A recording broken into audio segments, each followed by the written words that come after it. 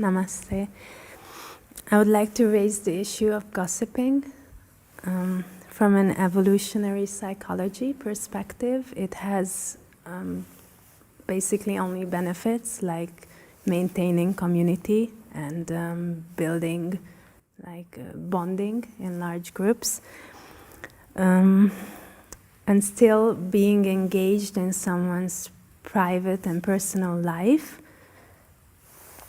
seems somewhat questionable to me. I'm raising the issue because I cannot see the benefit in today's world, neither in the role of the gossiper nor in the role of the listener. And so I would like to request you that you elaborate on the topic, like whether it has any role in the spiritual process. No, it has no role. One has to understand what is it that evolves over time. What is this entire game of evolution in Prakriti, physical nature? The urge to be peaceful stands where it is, or has it evolved? All evolution has taken place in the material domain. The center of man's consciousness has not evolved. It cannot evolve. Why? Because it is standing right next to the real thing.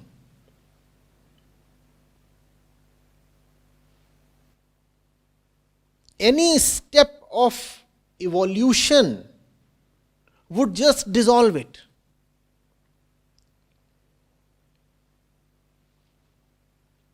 It has everything except freedom. Right? The only way it can evolve is by disappearing into freedom. So it has not evolved at all. Human beings have evolved in all other ways and continue to evolve. But their center has not evolved. The brain has evolved. Mind hasn't evolved. It cannot. It just cannot. So there are so many things that are beneficial from an evolutionary perspective. You should ask, beneficial to whom? Beneficial to the physical complex called the person, or beneficial to the center of the mind that seeks redemption, liberation.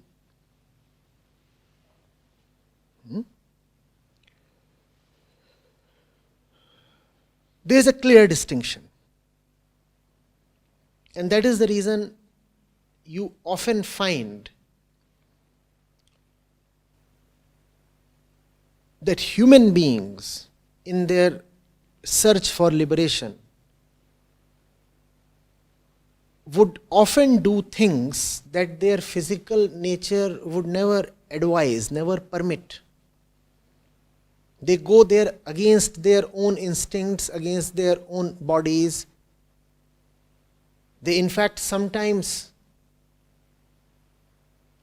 put themselves in very hazardous situations, even lose their life. Such a thing is not an outcome of any kind of evolution. Such a thing is never taught to a human being by his physical evolutionary tendencies. They don't come to him from there. So yes, indeed, gossiping serves a purpose. Not only did it serve a purpose when man was in the jungle hunting or gathering or foraging, it probably serves a purpose even today,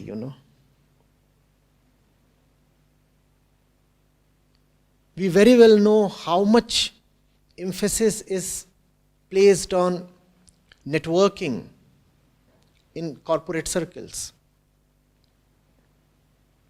It is not as if gossiping was important only in that primitive tribe. You have just described how gossiping served a function when man was in the jungle. There was information exchange. One came to know of a lot of things when there was no other technology for communication available. And when you are in the know of a lot of things, that increases your chances of survival. That probably also increases your chances of getting a suitable mate. You benefit in probably quite a lot of other ways as well. Those benefits exist even today. A lot of corporate networking is nothing but gossiping. In fact, people feel comfortable with each other only when they can share trivia with each other, which is nothing but gossiping. You say, now I am intimate with that person. How? Why?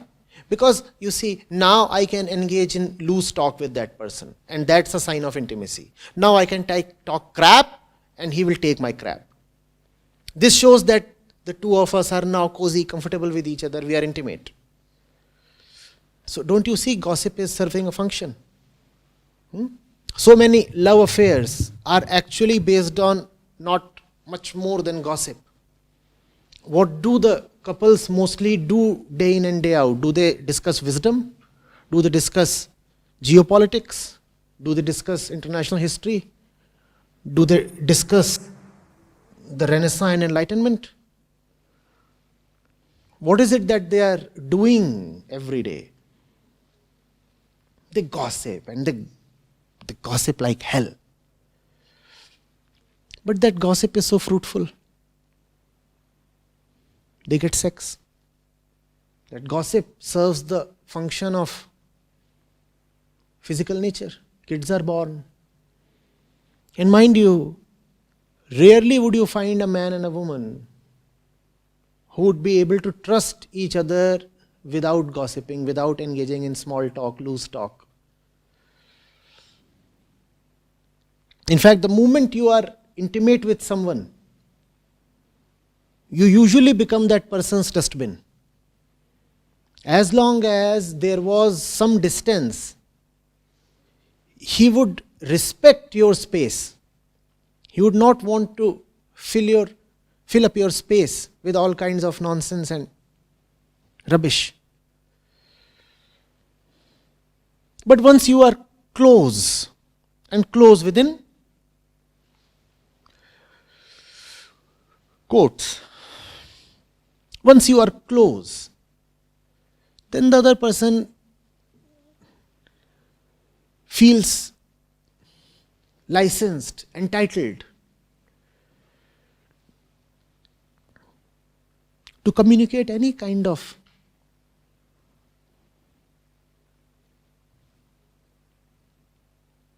worthless, trivial information to you. Now all that sounds so repugnant in a session devoted to wisdom, in a place like this, here. This sounds very, very repugnant. We wince and we say, oh my God, do people actually do that? It's so disgusting.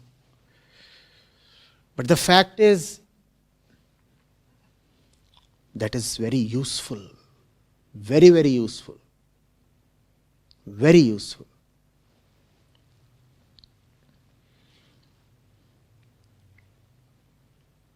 Good parties where members of the parliament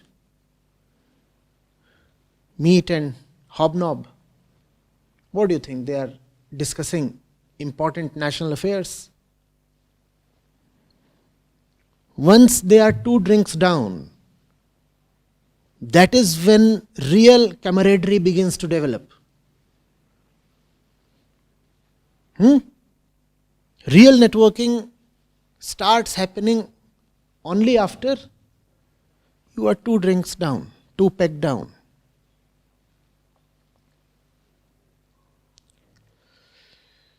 And then what is the quality of conversation? Then the conversation has 0 quality, but that conversation leads to real affinity. No quality, but a lot of affinity.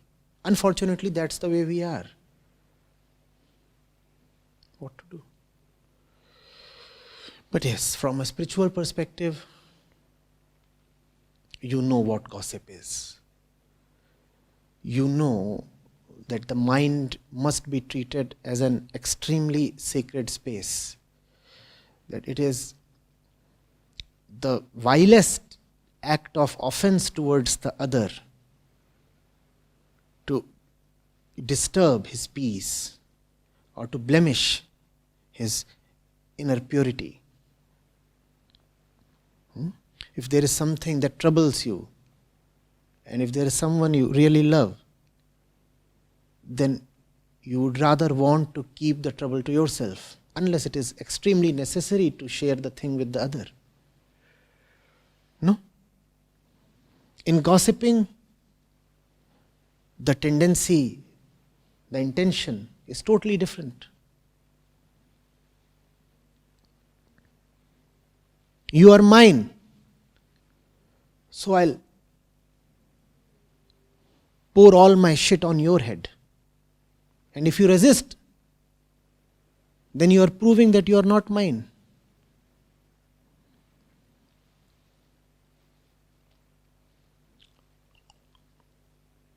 This is evolutionary affiliation. Love is different. Love is different. So mind you, everything that people generally, normally do is not without a reason, nor is it without a benefit. All kinds of behaviors and attitudes that are considered despicable in the spiritual domain are actually useful in the physical and social domains. They do have their utilities. And now that's a challenge. How committed are you to your spiritual development? Are you prepared to forsake the social and physical benefits? Only if you are prepared to see that gossiping or something else might bring a certain physical benefit, but the costs are tremendous when it comes to the liberation of the mind, then you will make the right decision. You have to ask yourself what your primary identity is. If your primary identity is that of the body, then do what the body commands you to do. Good. The body has an inbuilt software of its own. And it's a self-improving software. Its capacity to keep improving is called evolution. You could even say that the body has a certain intelligence of its own, though I'll use the word intelligence with caution, but very loosely it can be said. So the body in fact knows a lot of things. You can let the body rule you, you can let the primitive tendencies of the brain rule you, and you will indeed get certain benefits. You have to decide whether you have the courage to forego those benefits. That is what is called as sacrifice. That is the real meaning of sacrifice. Whether you are prepared to sacrifice all the benefits that come from following the traits of the body. And if you can let go of those benefits, if you can really sacrifice, then there is another realm that opens up to you in which there are higher benefits. Now this is not a temptation. This is probably the only way in which it can be explained why certain people decide to not to listen to their instincts, tendencies, traits and all such things. Why certain people rise up and challenge their fears and limitations. So that's why I have to use the word higher benefits. The fact is, spirituality does not really bring you any higher benefit. Liberation cannot be called a benefit. In liberation, the beneficiary himself gets liberated of himself. How can you call it a benefit? So, purely speaking, it is not, but we have to say something. So, similarly, stuff like meat eating.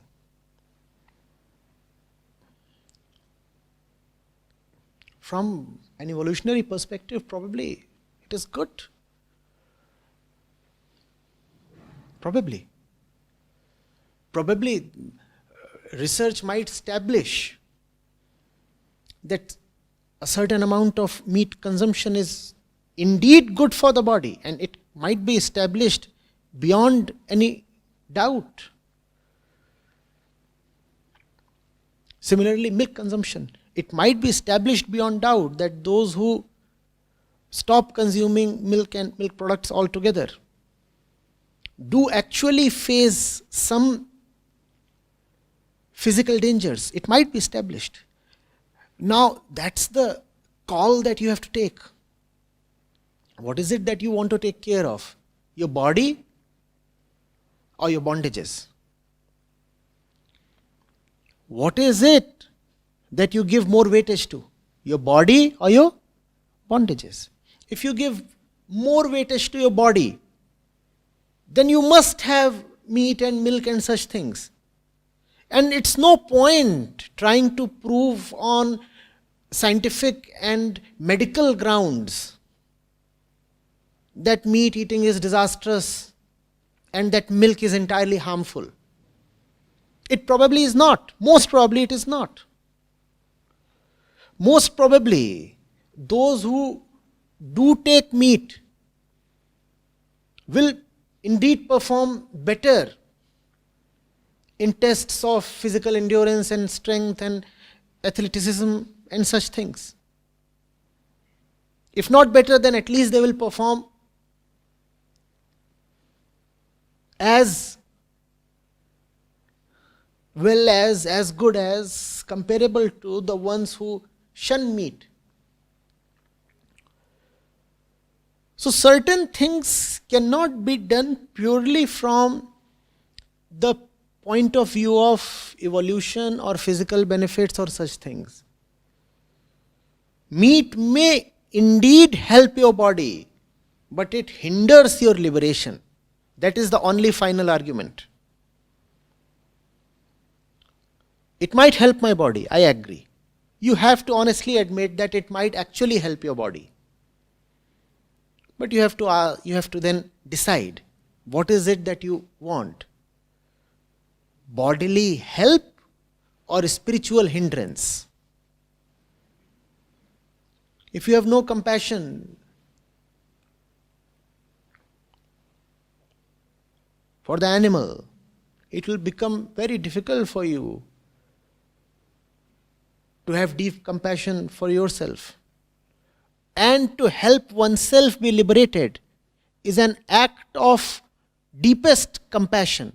It is only from that deep compassion that tremendous energy is released And that kind of energy is indeed needed in the process of liberation. You cannot be liberated without that tremendous energy. And I assure you that tremendous energy can come from no other motivation.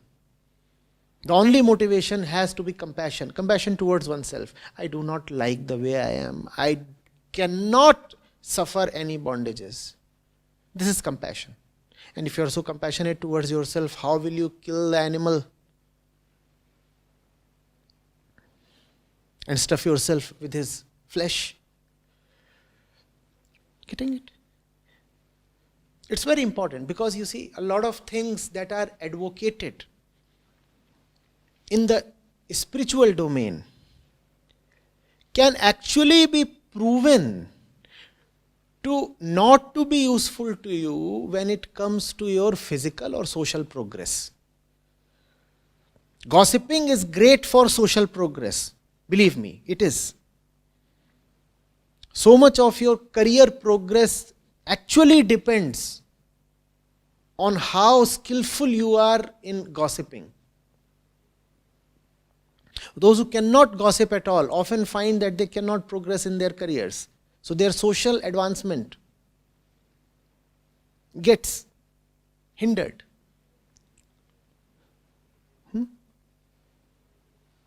Similarly, many other things.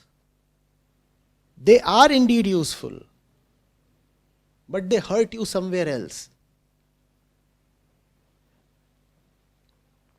Figure out whether you want to take that hurt. It's a choice.